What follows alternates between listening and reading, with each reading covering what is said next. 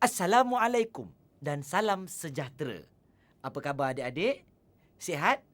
Dah mandi ke belum? Dah gosok gigi? Bagus, ya? Berjumpa lagi dengan Abang Bel pada episod kali ini. Mesti adik ada tertanya-tanya kan? Kenapa tiba-tiba Abang Bel berbaju Melayu, tiba-tiba bertopi koboi pula? Nak jadi koboi sesat ke? Dah buang terbiat ke? Adik-adik, baju Melayu ini telah lama wujud sejak sebelum zaman Kesultanan Melayu Melaka lagi.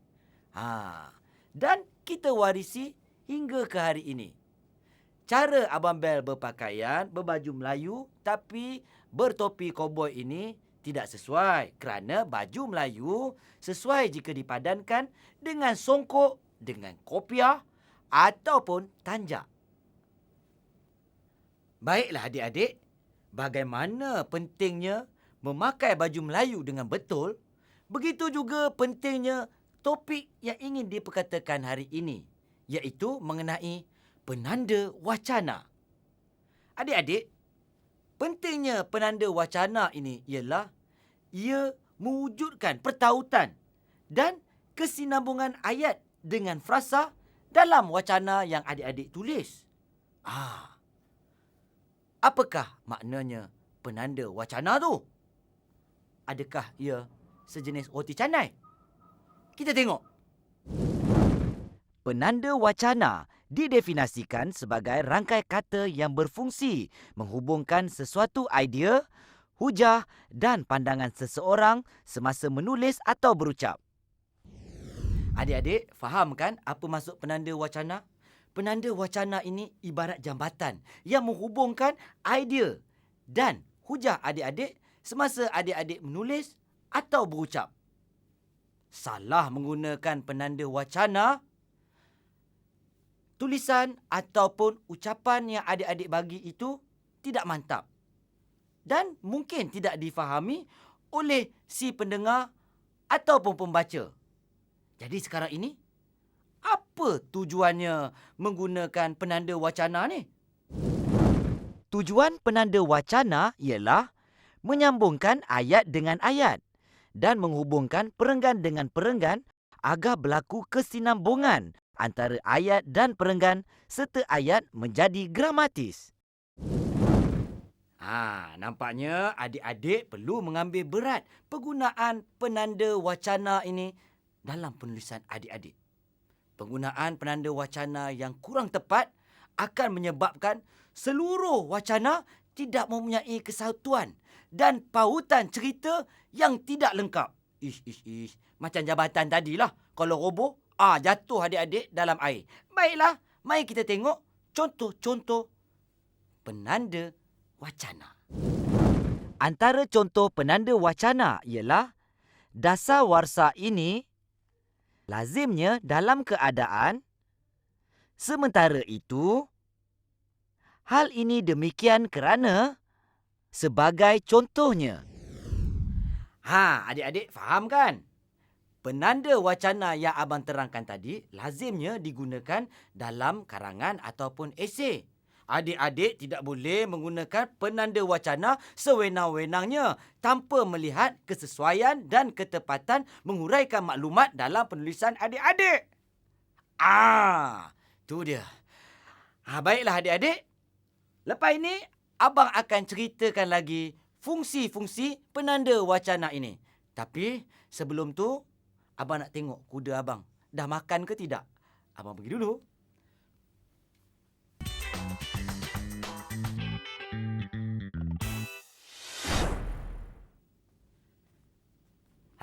Lega abang. Abang dah bagi dah pun. Kuda abang makan... Abang bagi makan rumput. Apa benda yang warna coklat tu? Allah! Dia makan topi abang pula. Aduh. Tapi tak apalah, Dek. Baju Melayu ni sebenarnya tak sesuai juga. Tanpa songkok di atas kepala. Tapi tak apalah. Baiklah. Kita kembali kepada penanda wacana tadi. Jadi sekarang ini, apakah fungsi penanda wacana? Mudah je. Antara fungsi penanda wacana ialah untuk menunjukkan maksud tambahan.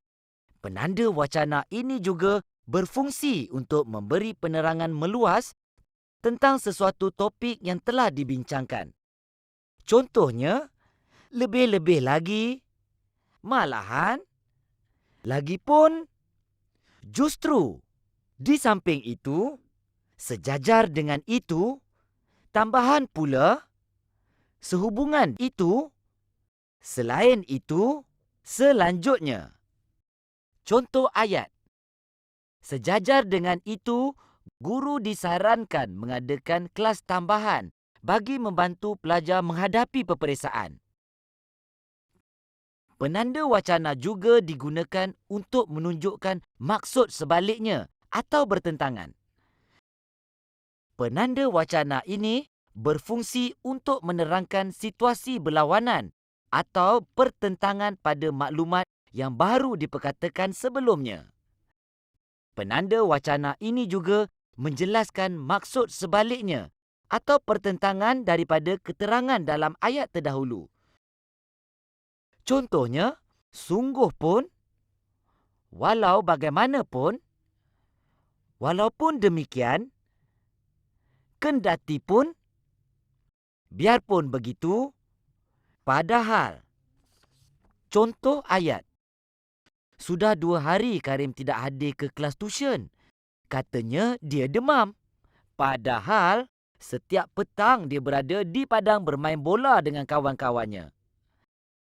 Penanda wacana juga digunakan untuk menunjukkan sebab dan akibat. Penanda wacana jenis ini sering digunakan untuk mengemukakan maksud sesuatu yang menerangkan akibat atau kesimpulan daripada perkara yang telah pun berlaku sebelumnya. Di samping itu, penanda wacana ini juga menerangkan sebab musabab berlakunya sesuatu. Contohnya, oleh sebab itu, oleh hal demikian. Dengan itu, maka, lantaran itu, akibatnya. Jadi, kesudahannya. Contoh ayat. Kegagalannya dalam peperiksaan semester pertama yang lalu tidak melemahkan semangatnya untuk berusaha bersungguh-sungguh. Oleh sebab itu, dia telah dicalonkan untuk anugerah pelajar cemerlang pada tahun ini. Ayat contoh. Ahmad seorang murid yang cemerlang dalam peperiksaan sekolah. Oleh sebab itu, dia telah dicalonkan sebagai tokoh akademik sekolah. Macam mana adik-adik? Sekarang dah faham kan bagaimana nak menggunakan penanda wacana? Nanti dulu. Jangan pergi ke mana-mana, belum habis lagi. Kalau nak terkucil pun tahan dulu. Masih ada 2 lagi penanda wacana yang belum abang terangkan lagi. Baik, sekarang abang terangkan. Penanda wacana turut berfungsi untuk menunjukkan maksud tempoh waktu dan etika. Ia berfungsi untuk menjelaskan urutan masa atau berlakunya sesuatu secara bersiri. Penanda wacana jenis ini turut digunakan untuk mengemukakan maksud perkara yang berlaku pada masa itu, selepas atau sebelumnya.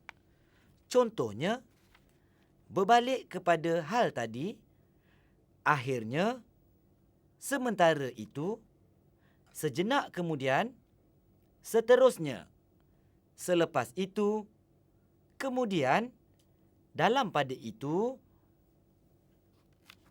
Contoh ayat, Alina pulang ke tanah air sebaik sahaja tamat pengajiannya. Selepas itu, dia bekerja sebagai peguam di sebuah firma guaman yang terkenal di Kuala Lumpur.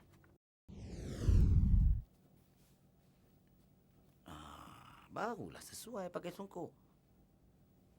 Benda ni tanda ni. Lah, nyamuk gigit. Adik-adik, Abang Bel dah terangkan semua fungsi penanda wacana. Penanda wacana ini adik-adik boleh jadikan panduan dalam penulisan karangan adik-adik. Penggunaan penanda wacana ini, kalau dibuat dengan betul, boleh mempengaruhi pengolahan dan struktur ayat dalam perenggan. Contohnya, Abang Bel memakai baju Melayu dipadankan dengan topi koboi tidak sesuai. Tetapi jika Abang Bel memakai baju Melayu dipadankan dengan songkok, maka terserlahlah keindahan baju Melayu itu. Begitulah juga penanda wacana ini perlu disesuaikan dengan pengolahan dan struktur ayat. Rajin-rajinlah belajar ya adik-adik. Ingat, cintai bahasa kita kerana bahasa kita jiwa bangsa. Sekarang, Abang Bel nak pergi majlis kahwin Abang Bel.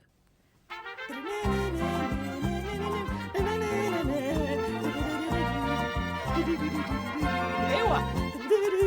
Iha. Soalan pengukuhan.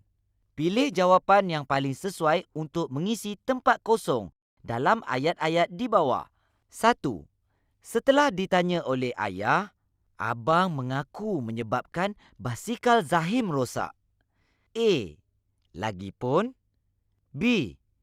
Mungkin. C. Akhirnya. D. Kemudian. 2.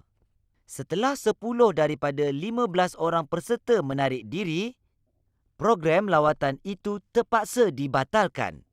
A. Jadi. B. Justru. C. Mungkin. D. Sebaliknya. 3. Malati kelihatan mengantuk lagi. Dia menolong ibunya di warung sehingga lewat malam. A. Kemudian.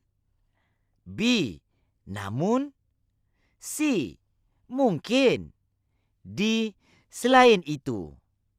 4. Mula-mula masukkan tepung dan gula. Masukkan santan dan gaul sehingga sebati. A. Namun. B. Oleh itu. C. Kemudian. D. Dengan demikian. 5. Zia Hui, seorang murid yang berdedikasi dan rajin. Dia sentiasa mendapat pujian daripada guru-gurunya. A. Selain itu. B. Oleh sebab itu. C. Namun demikian. D. Biarpun demikian. 6. Cikgu Ravindran seorang guru yang garang. Murid-murid menghormatinya kerana beliau seorang guru yang berdedikasi. A. Selain itu. B. Namun begitu. C. Oleh sebab itu. D. Lebih-lebih lagi.